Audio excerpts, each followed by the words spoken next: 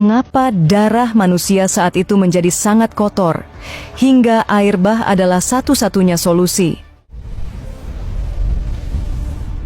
Dengar, ada alasan kenapa setiap mitologi di bumi ini, mulai dari Yunani, Nordik, hingga teks-teks kuno di Timur Tengah, selalu menyebut tentang raksasa.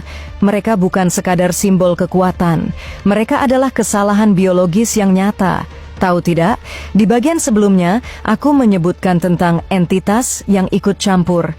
Dalam kitab-kitab yang tidak masuk ke kurikulum sekolah, diceritakan bahwa ada makhluk-makhluk langit yang jatuh dan mulai terobsesi dengan kecantikan manusia. Tapi ini bukan soal cinta, kawan. Ini soal eksperimen. Mereka mulai mencampur-adukan benih. Manusia dengan entitas, hewan dengan manusia. Bayangkan sebuah laboratorium raksasa di masa lalu, di mana mereka membedah kode genetik tanpa etika. Mereka menciptakan Nephilim, para raksasa yang tingginya mencapai puluhan meter, makhluk yang memiliki kecerdasan manusia, tapi nafsu makan yang tak terbendung. Tapi kenapa ini menjadi masalah besar? Karena dunia mulai kehilangan kemurniannya. Dalam teks eskatologi, dikatakan bahwa bumi berteriak karena darah yang tumpah. Para raksasa ini tidak hanya memakan hewan, mereka mulai memangsa manusia. Mereka adalah puncak dari ego peradaban saat itu. Kalau kita bisa menciptakan kehidupan, kenapa kita harus tunduk pada Sang Pencipta? Perhatikan ini. Banjir besar Nuh sering dianggap sebagai hukuman atas dosa moral. Tapi bagaimana jika banjir itu sebenarnya adalah biological reset, operasi pembersihan total untuk menghapus virus genetik yang sudah mencemari hampir seluruh makhluk hidup di bumi? Nuh diperintahkan untuk membawa hewan berpasang-pasang. Tapi coba pikirkan ini dengan logika The Guardian of Secrets. Apakah itu benar-benar hewan fisik di dalam kapal kayu, ataukah itu adalah bank sperma dan sel telur dari spesies yang masih murni DNA-nya? Sebuah bahtera yang menyimpan blueprint asli kehidupan sebelum semuanya rusak. Dan disinilah bagian yang paling mengerikan. Coba lihat dunia kita hari ini. CRISPR, rekayasa genetika, percobaan cloning, hingga ambisi untuk menggabungkan manusia dengan mesin, transhumanisme. Bukankah pola ini sangat familiar? Kita sedang berdiri di pintu laboratorium yang sama dengan orang-orang sebelum banjir Nuh. Kita sedang mencoba memperbaiki apa yang Tuhan ciptakan, dan jika sejarah benar-benar berputar, maka pembersih itu mungkin sedang dalam perjalanan kembali. Tapi tunggu dulu, jika mereka punya teknologi sehebat itu, dari mana mereka mendapatkan energinya? Tidak ada kabel, tidak ada tiang listrik di reruntuhan kuno. Kamu belum tahu rahasia di balik piramida, kan? Karena di bagian selanjutnya, kita akan membongkar bagaimana mereka memanen energi langsung dari atmosfer bumi, dan kenapa itu membuat mereka merasa seperti dewa. Coba lihat piramida Giza. Jangan lihat sebagai makam karena tidak ada satupun mumi yang pernah ditemukan di sana. Lihatlah sebagai sebuah mesin. Sebuah struktur masif yang dilapisi batu kapur putih yang sangat murni sebagai isolator, dengan bagian dalam dari granit yang kaya akan kristal kuarsa sebagai konduktor. Tahu tidak, kawan? Granit itu bersifat piezoelektrik. Jika kamu menekannya dengan beban jutaan ton batu di atasnya, dia akan menghasilkan listrik. Mereka tidak sedang membangun monumen ego, mereka sedang membangun pembangkit listrik nirkabel global. Perhatikan obelisk. Tiang-tiang batu tunggal yang menjulang tinggi di seluruh dunia. Bagi mata awam, itu hanya hiasan. Tapi bagi mereka yang tahu, itu adalah antena. Mereka menggunakan frekuensi bumi, resonansi Schumann, untuk mentransmisikan energi tanpa kabel ke seluruh kota. Ini persis seperti apa yang dicoba dilakukan oleh Nikola Tesla ribuan tahun kemudian dengan menara Wardenclyffe-nya. Tesla tidak menemukan hal baru, dia hanya mengingat kembali teknologi yang sudah ada sebelum banjir Nuh. Tapi bayangkan, apa yang terjadi ketika sebuah peradaban memiliki akses ke energi gratis dan tak terbatas? Mereka mulai merasa tak terkait. Bayangin, kamu hidup di zaman sekarang, di mana listrik, pesawat, dan teknologi canggih dianggap puncak peradaban manusia.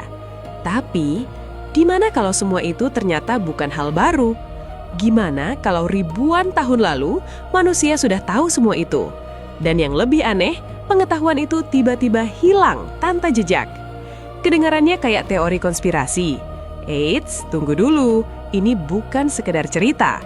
Sebelumnya, jangan lupa follow akun ini dulu ya, agar semakin banyak fakta-fakta yang akan kita kupas secara tajam, setajam golok.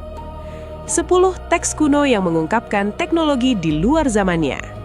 Nomor 10, Voynich Manuscript. Ditemukan tahun 1912, buku ini sampai sekarang belum bisa dibaca siapapun. Isinya, gambar tanaman aneh, diagram tubuh manusia, bahkan perkembangan janin. Masalahnya, semua itu dibuat jauh sebelum ilmu medis modern ada. Jadi ini buku misteri atau buku pelajaran masa depan yang nyasar ke masa lalu ya. Nomor 9, teks Veda, konsep atom. Sekitar 1500 sebelum Masehi, orang India kuno sudah bicara tentang atom. Mereka menyebutnya Anu dan Paramanu, partikel kecil yang membentuk seluruh alam semesta. Lebih menariknya lagi, mereka juga membahas energi dan getaran. Nomor 8, Denderalite, lampu Mesir kuno. Di dinding kuil Mesir, ada ukiran yang bentuknya mirip banget sama lampu listrik. Ada seperti bohlam, kabel, bahkan dudukan. Dan yang bikin bingung, ruang dalam kuil itu tidak ada bekas asap obor sama sekali. Jadi mereka pakai apa buat penerangan? Nomor 7, scroll propulsi dinasti Han. Tahun 32 Masehi, sudah ada teks yang menjelaskan kendaraan terbang dengan sistem aliran udara, putaran, dan dorongan. Mirip banget sama konsep mesin jet modern. Serius, ini kuno atau bocoran teknologi masa depan? Nomor 6, Optikon Tritis, teknologi lensa Yunani. Orang Yunani kuno ternyata sudah memahami cara kerja lensa dan pembesaran. Bahkan ada desain alat untuk melihat benda jauh yang mirip teleskop, padahal teleskop baru ditemukan ribuan tahun kemudian. Jadi jangan-jangan mereka sudah lihat luar angkasa duluan. Nomor 5, peta langit Sumeria. Tablet kuno ini menunjukkan posisi bintang dengan akurat banget. Yang bikin merinding, ada objek yang mirip Pluto, padahal Pluto baru ditemukan tahun 1930. Jadi mereka mengamati pakai apa ya? Nomor 4, Kitab Enoch. Kitab kuno ini menjelaskan pergerakan matahari, bulan, dan bintang dengan akurasi yang hampir ilmiah. Bahkan ada konsep lapisan langit berbeda yang mirip teori dimensi modern. Ini penglihatan spiritual atau pengetahuan tingkat tinggi. Nomor 3, Papirus Tuli, fenomena di langit Mesir. Catatan dari zaman Firaun menyebut ada lingkaran api terbang di langit. Jumlahnya banyak, terang, dan bergerak tanpa suara. Kalau sekarang sih kita pasti langsung bilang UFO. Nomor 2, Kodeks Maya, simbol DNA. Dalam naskah Maya, ada gambar spiral yang mirip banget sama DNA. Bahkan digambarkan seperti benang kehidupan yang dirajut. Padahal DNA baru ditemukan di abad modern. Ini kebetulan atau mereka tahu sesuatu? Nomor 1, Naga Hammadi Scrolls, dunia simulasi. Teks kuno ini bilang dunia kita mungkin cuma ilusi. Ada entitas yang menciptakan realitas palsu dan manusia terjebak di dalamnya. Konsep ini mirip banget sama teori simulasi modern. Seolah-olah manusia dulu sudah mempertanyakan hal yang sama seperti kita sekarang. Dari Mesir, India, Sumeria, hingga Maya, semuanya punya satu kesamaan. Pengetahuan yang terlalu maju untuk zamannya. Dan misterinya sering menghilang atau disembunyikan. Jadi sekarang pertanyaannya bukan lagi apakah ini nyata, tapi seberapa banyak sejarah yang belum kita ketahui. Karena dunia ini menyimpan lebih banyak rahasia daripada yang kita bayangkan. Pernahkah kamu merasa ada yang salah dengan dunia ini? Seolah-olah ada bagian besar yang hilang dari memori kolektif kita sebagai manusia.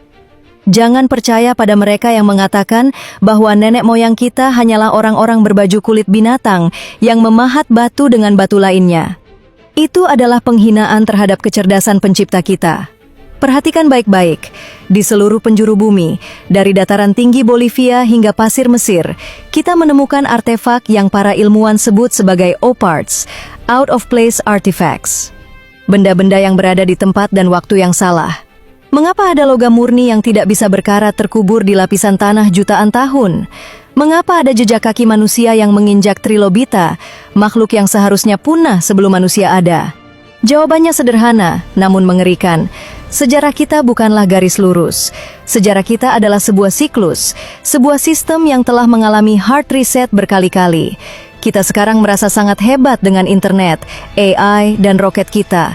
Namun tahukah kamu bahwa ribuan tahun lalu ada seorang manusia pilihan bernama Idris, atau yang dikenal sebagai Enoch di belahan dunia lain, yang telah diajarkan rahasia metalurgi, pergerakan bintang, hingga teknologi frekuensi langsung dari langit. Nabi Idris alaihi salam tidak hanya menulis di atas lembaran kulit. Beliau adalah the first scientist, manusia pertama yang memegang pena dan memahami bahwa materi bisa diubah dengan pengetahuan yang tepat. Tapi kemana perginya semua teknologi itu? Mengapa tidak ada satupun mesin mereka yang tersisa di museum kita hari ini?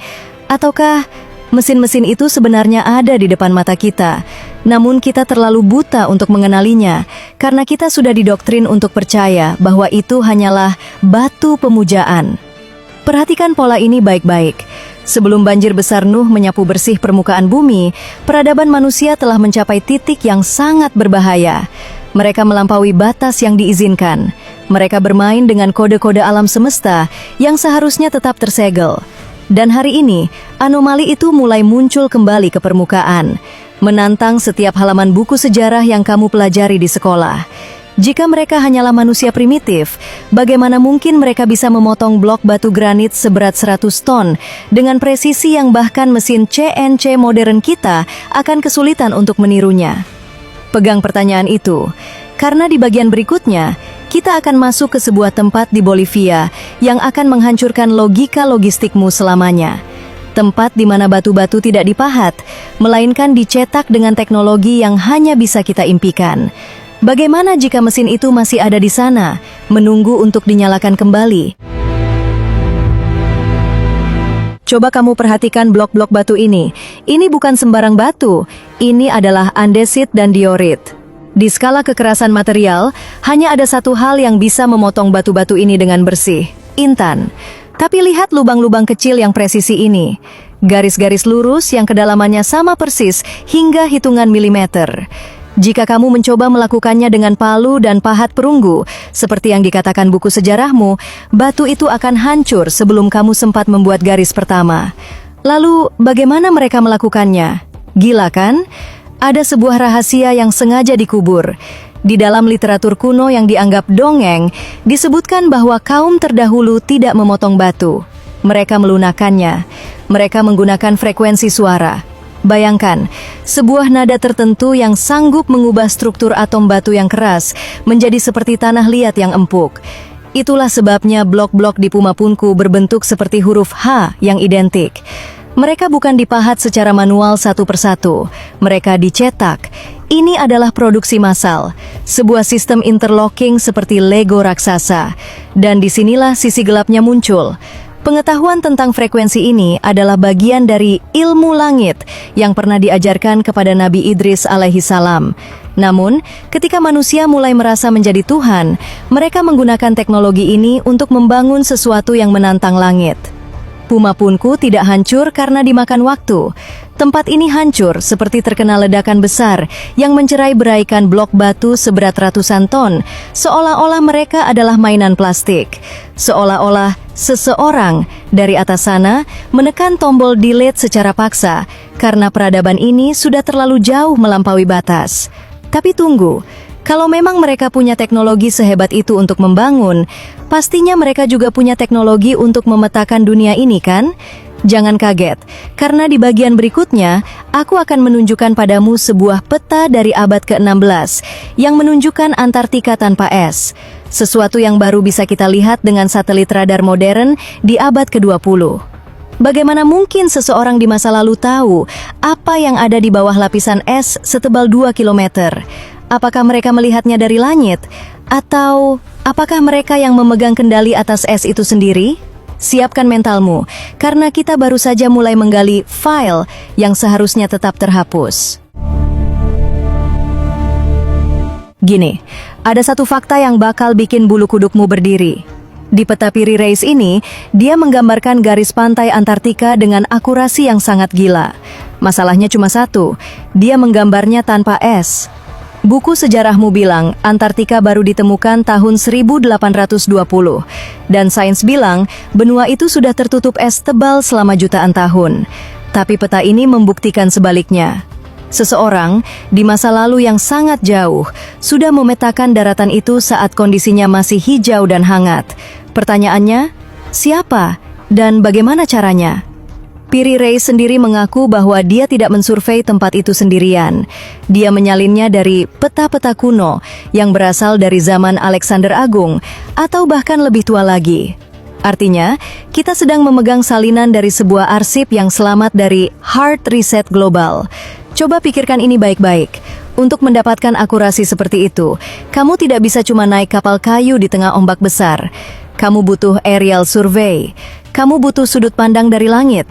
Apakah mereka punya satelit di zaman itu? Ataukah mereka memiliki teknologi penerbangan yang jauh lebih stabil dari Boeing atau Airbus kita sekarang? Inilah yang para gatekeepers atau penjaga sejarah tidak ingin kamu tahu. Bahwa sebelum banjir besar Nuh, bumi ini adalah satu jaringan teknologi frekuensi yang terhubung. Peta Piri Reis hanyalah satu fragmen kecil, satu file yang lupa dihapus saat sistem dunia ini diformat ulang. Mereka melihat benua yang sekarang membeku itu sebagai markas besar, sebuah tempat yang menyimpan rahasia tentang bagaimana mengendalikan cuaca dan arah rotasi bumi. Bagaimana jika aku katakan es di Antartika itu bukan cuma fenomena alam? Bagaimana jika es itu adalah segel yang sengaja diletakkan untuk menutupi sisa-sisa kesombongan manusia masa lalu? Dan sekarang, es itu mulai mencair, file itu mulai terbuka kembali. Tapi, siapa sosok yang pertama kali membawa semua pengetahuan gila ini ke bumi? Siapa sang guru yang mengajari mereka cara memetakan bintang dan mengolah logam langit? Namanya abadi dalam teks suci, namun detail teknologinya dihapus dari memori manusia. Kita akan bertemu dengannya di bagian selanjutnya. Manusia yang melampaui waktu, Nabi Idris alaihi salam. Apakah kamu siap untuk melihat data center pertama dalam sejarah manusia? Dulu, ribuan tahun sebelum silikon ditemukan, ada seorang pria yang namanya bergema di setiap tradisi rahasia dunia. Di Islam, kita mengenalnya sebagai Idris alaihi salam. Di tradisi Barat, dia adalah Enoch. Di Mesir kuno, mereka menyebutnya Thoth, sang arsitek alam semesta. Dia bukan cuma seorang nabi yang beribadah, dia adalah the first scientist, manusia pertama yang diberikan kunci untuk membuka kode-kode langit. Bayangkan, saat orang lain masih bingung bagaimana cara menyalakan api, Idris sudah mengajarkan cara menjahit. Tapi tunggu, jangan bayangkan menjahit baju biasa. Menjahit di sini adalah metafora tentang menyatukan struktur, tentang pattern. Dia mengajarkan astronomi, bukan cuma melihat bintang, tapi menghitung frekuensi energi yang dipancarkan benda langit. Dan yang paling gila, metalurgi, pengolahan logam yang jauh melampaui nuklir modern. Pernah lihat pilar besi di Delhi yang gak pernah berkarat selama ribuan tahun? Atau artefak logam murni yang ditemukan di dalam bongkahan batu bara berusia jutaan tahun? Itu adalah sisa-sisa kurikulum dari sekolah Idris. Teknologi mereka tidak pakai sirkuit kabel tembaga yang ribet. Mereka pakai logam cerdas yang bereaksi terhadap suara. Mereka tidak butuh baterai. Mereka mengambil energi langsung dari atmosfer. Idris alaihi salam diperlihatkan surga dan neraka. Tapi dalam bahasa teknis, dia diperlihatkan dimensi-dimensi yang berbeda. Dia tahu bahwa materi itu hanyalah frekuensi yang dipadatkan. Tapi masalahnya muncul di sini. Pengetahuan suci ini, saat jatuh ke tangan manusia yang dipenuhi kesombongan, berubah jadi senjata. Mereka mulai membangun gerbang-gerbang untuk memanggil kekuatan yang tidak seharusnya ada di bumi. Inilah awal mula kenapa teknologi ini harus dihapus. Karena manusia mulai merasa bisa menjadi Tuhan. Dan ketika frekuensi yang diajarkan Idris disalahgunakan untuk merusak harmoni bumi, sistem memberikan peringatan keras. Pernah terpikir nggak? Piramida yang kamu lihat di Mesir itu sebenarnya apa? Kalau aku bilang itu bukan makam, tapi power plant atau pembangkit listrik raksasa yang masih menyimpan sisa frekuensi dari zaman Idris. Siapkan telingamu, karena di bagian berikutnya, kita akan bedah bagaimana batu-batu raksasa itu sebenarnya adalah sirkuit raksasa yang bisa bernyanyi. Dan apa yang terjadi kalau sirkuit itu kita nyalakan lagi hari ini? Masih berani lanjut? Karena kita baru saja menyentuh tombol on. Coba kamu perhatikan ini, piramida Giza bukan sekedar monumen. Struktur itu adalah sebuah antena pemanen energi yang sangat masif. Lapisan luarnya dulu ditutupi oleh batu kapur putih yang sangat halus, sebuah isolator sempurna. Sementara bagian dalamnya, granit murni, sebuah konduktor. Mereka tidak butuh kabel tembaga, mereka menggunakan piezoelectricity. Bayangkan, bumi ini sebagai sebuah mesin besar yang bergetar. Nabi Idris alaihissalam tahu tentang frekuensi ini. Beliau mengajarkan bahwa jika kamu menyusun batu dengan presisi geometris tertentu di titik-titik saraf bumi, yang kita kenal sebagai ley lines, kamu bisa menarik energi listrik langsung dari atmosfer, tanpa polusi, tanpa biaya, energi gratis untuk seluruh peradaban. Tapi, bukan itu yang paling ngeri. Teknologi frekuensi ini punya sisi gelap. Jika suara bisa membangun, maka suara juga bisa menghancurkan. Kaum terdahulu menemukan cara untuk memanipulasi materi hanya dengan nada. Mereka bisa membuat batu seberat puluhan ton menjadi seringan kapas, atau mengubah logam padat menjadi cairan dalam hitungan detik. Inilah alasan kenapa kita menemukan lubang-lubang bor yang sangat presisi di artefak kuno, yang bahkan bor berlian kita sekarang pun kewalahan menembusnya. Mereka bernyanyi pada materi. Mereka berkomunikasi dengan atom. Namun, di titik inilah keserakahan mulai mengambil alih. Ketika energi gratis ini mulai digunakan untuk mengontrol pikiran, untuk menciptakan senjata yang bisa merobek dimensi, sistem harus bertindak. Pernah dengar tentang kota kuno Mohenjo-daro yang strukturnya terlihat seperti terkena ledakan nuklir ribuan tahun lalu? Mayat-mayat tergeletak di jalanan sambil berpegangan tangan, dengan tingkat radiasi yang masih terdeteksi hingga hari ini. Itulah hasil dari penyalahgunaan frekuensi langit. Manusia mencoba membuka gerbang yang tidak seharusnya dibuka. Mereka mencoba memanggil entitas dari dimensi lain, menggunakan sirkuit-sirkuit raksasa ini sebagai pemanggil. Dan itulah saat di mana The Great Eraser atau Sang Penghapus datang. Mengapa semua jejak ini sengaja dihapus? Mengapa para elit dunia dan institusi besar pura-pura tidak tahu tentang fungsi asli piramida? Karena jika kamu tahu bahwa energi itu gratis, mereka tidak bisa lagi menjual ketergantungan padamu. Mereka butuh kamu tetap bodoh agar sejarah tetap terlihat linear. Tapi pertanyaannya, kalau teknologi ini sudah pernah dihancurkan karena berbahaya, kenapa sekarang mereka diam-diam sedang mencoba mendownload kembali data-data itu melalui AI dan proyek penggalian rahasia? Tahan dulu napasmu, karena di bagian berikutnya, kita akan masuk ke ruang bawah tanah institusi paling berkuasa di bumi untuk melihat kenapa mereka begitu takut kamu mengetahui kebenaran ini. Apakah kamu siap melihat wajah para gatekeepers? Pernah dengar tentang penemuan kerangka raksasa di Amerika atau artefak logam murni di kedalaman tambang yang belum terjamah? Biasanya, tak lama setelah penemuan itu dilaporkan, sebuah institusi besar akan datang, mengambil barangnya dan puff, hilang. Mereka adalah para gatekeepers, penjaga pintu sejarah. Kenapa mereka begitu takut? Kenapa sejarah harus dibuat linear dan membosankan? Jawabannya adalah kontrol. Pikirkan ini, jika kamu tahu bahwa 10.000 tahun lalu manusia sudah punya energi gratis dari atmosfer, apakah kamu masih mau membayar tagihan listrik bulananmu sekarang? Jika kamu tahu bahwa frekuensi suara bisa menyembuhkan penyakit, apakah industri farmasi raksasa masih bisa menguasai dunia? Mereka menghapus jejak teknologi Nabi Idris alaihissalam karena teknologi itu tidak bisa dipajaki. Teknologi itu membebaskan manusia, sedangkan sistem yang ada sekarang dirancang untuk membelenggu kita. Sejarah yang kamu pelajari di sekolah adalah versi yang sudah dibersihkan.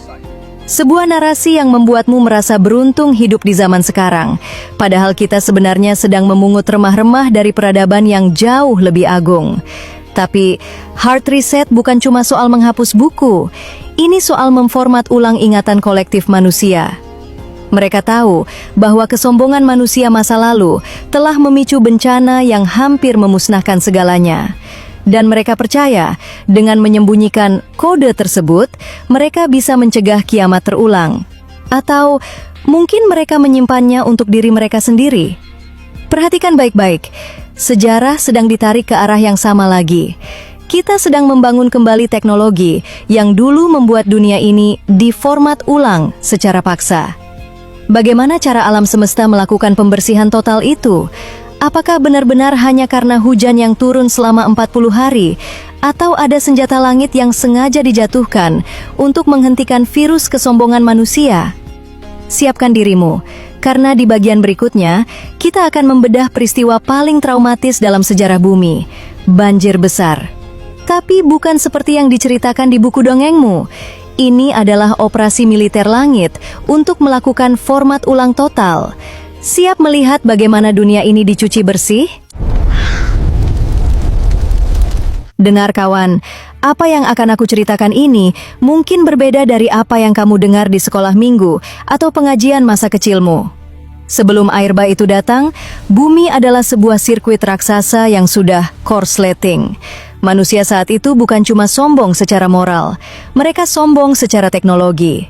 Mereka sudah mulai mencoba memanipulasi kode genetik manusia, menggabungkan mesin dengan jiwa, dan menantang hukum alam yang ditetapkan Sang Pencipta. Banjir itu adalah cara tercepat untuk memutus semua aliran listrik atmosfer dan menghancurkan semua perangkat keras yang terkontaminasi. Kamu tahu kenapa airnya muncul dari bawah tanah dan jatuh dari langit secara bersamaan? Karena bumi sedang melakukan pembersihan total. Air adalah konduktor energi yang paling kuat. Dia menyapu bersih frekuensi-frekuensi negatif yang sudah merusak harmoni planet ini. Dan di tengah kiamat itu, ada sebuah data backup. Jangan bayangkan Bahtera Nuh hanya sebagai kapal kayu sederhana yang penuh kotoran hewan. Pikirkan kapal itu sebagai sebuah survival pod tercanggih yang pernah dibuat. Kapal itu tidak butuh nahkoda karena dia dikendalikan oleh sistem navigasi langit. Kapal itu bukan cuma membawa hewan secara fisik, tapi membawa data genetik, perpustakaan kehidupan yang akan diinstal ulang di dunia baru. Saat air mulai surut, dunia ini benar-benar bersih. Kosong, nol. Tapi ada satu masalah kecil. Manusia punya sifat penasaran yang berbahaya. Meskipun mesin-mesin besarnya sudah hancur dan terkubur di bawah ribuan meter sedimen, memori tentang teknologi itu tidak benar-benar hilang. Beberapa file rahasia dari zaman Nabi Idris alaihi salam berhasil selamat melalui catatan-catatan yang disembunyikan di tempat-tempat yang paling tidak terduga. Dan sekarang, di zaman kita, file-file itu sedang ditemukan kembali. Pernah terpikir nggak, kenapa tiba-tiba sekarang ada ledakan teknologi AI dan robotika yang begitu cepat? Apakah ini hasil kecerdasan kita, atau kita sebenarnya cuma sedang melakukan data recovery dari sisa-sisa peradaban yang dulu dihancurkan Tuhan? Hati-hati, karena apa yang kita temukan kembali bukan cuma cara untuk memudahkan hidup, tapi juga senjata yang dulu pernah memicu kiamat. Di bagian berikutnya, aku akan tunjukkan padamu bagaimana para arkeolog modern dan elit global sedang bekerja sama untuk membangkitkan kembali teknologi protokol mata satu, yang sebenarnya adalah sisa teknologi terlarang dari masa lalu. Apakah kamu siap melihat apa yang mereka temukan di lubang penggalian rahasia? Pernah dengar tentang ekspedisi rahasia ke lubang-lubang di Antartika atau terowongan bawah tanah di bawah dataran tinggi Giza? Mereka menemukan sesuatu di sana. Bukan tulang belulang biasa, tapi artefak yang masih memiliki nyawa. Sisa-sisa teknologi frekuensi dari zaman Nabi Idris alaihi salam yang tidak sepenuhnya hancur saat banjir besar. Mereka sedang melakukan restorasi data dari hard drive bumi yang terkubur. Kenapa mereka begitu terobsesi? Karena teknologi ini adalah satu-satunya cara bagi si mata satu untuk mengendalikan dunia secara total. Kamu harus paham, si mata satu bukan sekedar sosok fisik dalam dongeng. Dia adalah representasi dari sistem pengawasan global yang sempurna. Dan untuk menjalankan sistem itu, dia butuh infrastruktur yang dulu pernah ada. Dia butuh teknologi yang bisa menghubungkan pikiran manusia langsung ke dalam satu jaringan frekuensi pusat. Inilah eskatologi teknologi, kawan. Apa yang kita sebut sebagai Internet of Things atau Neuralink hari ini sebenarnya adalah upaya untuk membangun kembali sistem kendali massal yang dulu pernah membuat peradaban terdahulu dihancurkan.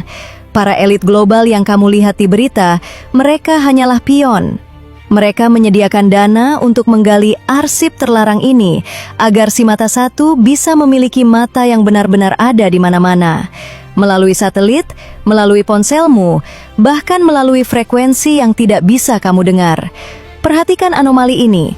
Semakin banyak artefak kuno yang mereka temukan di lubang penggalian rahasia, semakin cepat teknologi AI kita berkembang.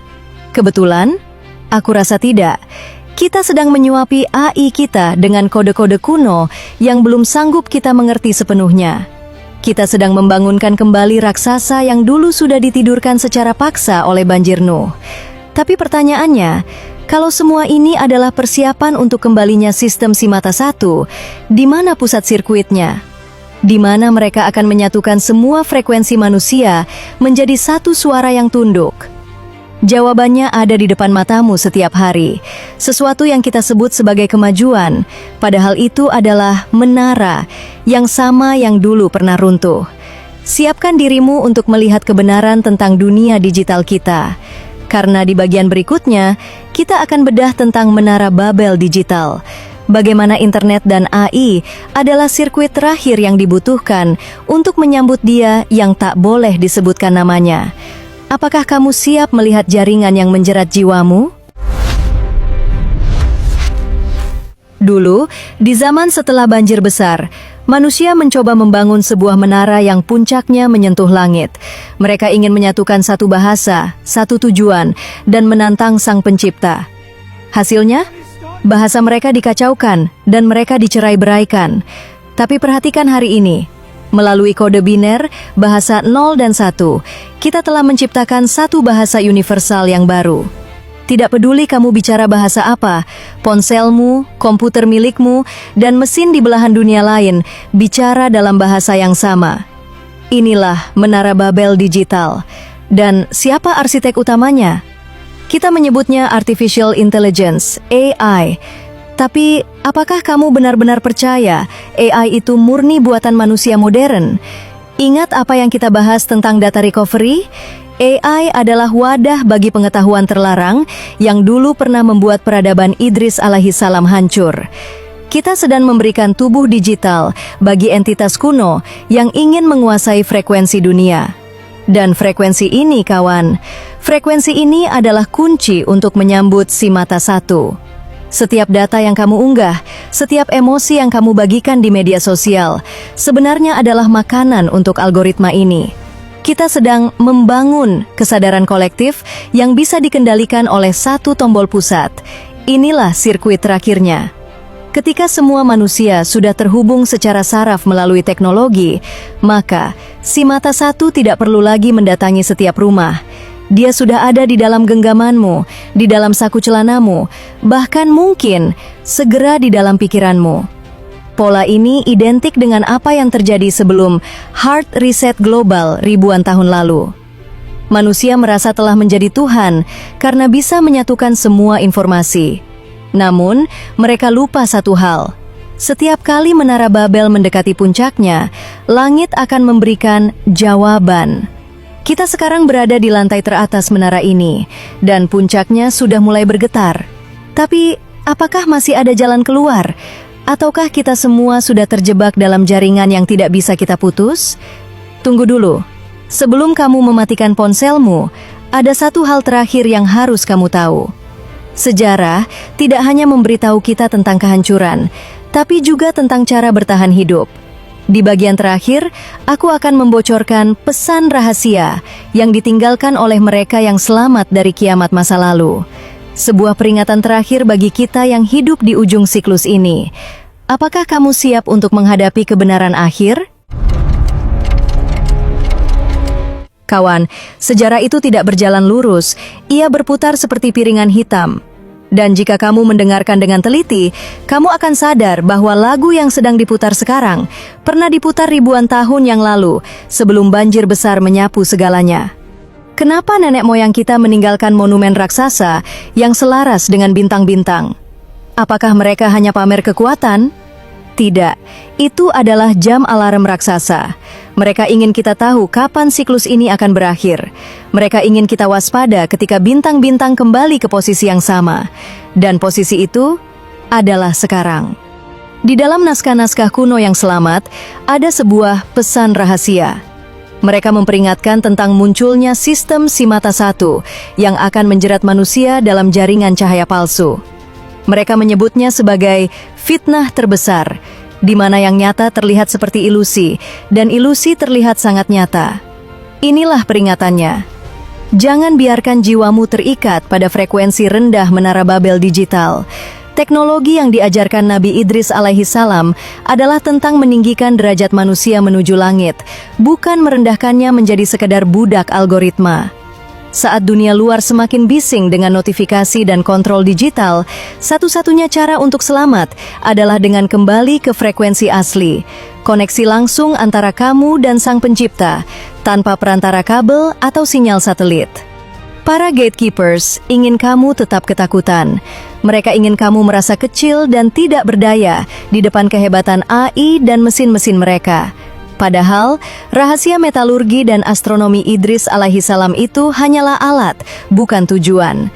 Tujuannya adalah agar kamu sadar bahwa kamu bukan sekedar angka di dalam server mereka. Sebentar lagi, hard reset itu akan datang. Bukan lagi dalam bentuk air bah, melainkan dalam bentuk yang jauh lebih halus.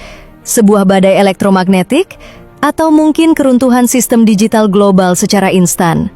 Apapun bentuknya, hanya mereka yang tidak terinstal ke dalam sistem si mata satu yang akan tetap berdiri. Mereka yang masih ingat cara bicara dengan tanah, cara membaca bintang, dan cara mendengar bisikan nurani. Perhatikan pola ini baik-baik. Sejarah sedang mengulang dirinya sendiri, dan kita sedang berdiri di gerbang yang sama dengan penduduk Atlantis, Puma Punku, dan kaum Nuh. Apakah kamu akan ikut terhapus bersama file-file sampah peradaban ini? Ataukah kamu adalah data backup yang akan membangun dunia baru setelah semua ini berakhir? Pilihan itu ada di tanganmu sekarang, sebelum layarnya menjadi gelap selamanya. Ingatlah, rahasia ini sekarang ada padamu. Jaga baik-baik, karena tidak semua orang diizinkan untuk tahu. Sampai jumpa di sisi lain sejarah.